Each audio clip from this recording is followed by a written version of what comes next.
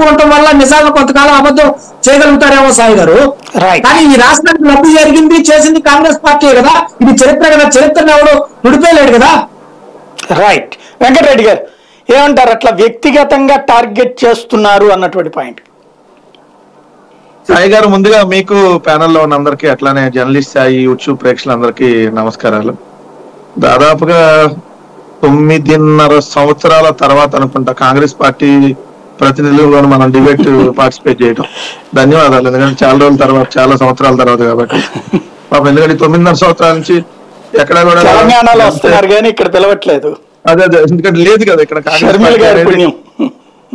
Congress party అనేదానికి box అనేది మన టీవీ ఛానల్స్ లో 9.5 సంవత్సరాల తర్వాత అవకాశం దొరికింది. ఇంకా 2-3 నెలలు ఎలక్షన్ ఉన్నాక ఓకే.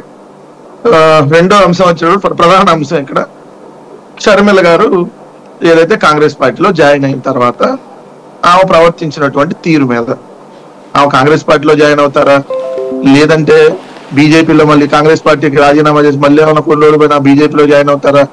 ఇప్పుడు పొందండి 3 burner glass top gas stove కేవలం ₹1999 కి. వచ్చేసింది స్మార్ట్ బజార్ ఫుల్ పైసా వసూల్ సేల్ జనవరి 24 నుంచి 28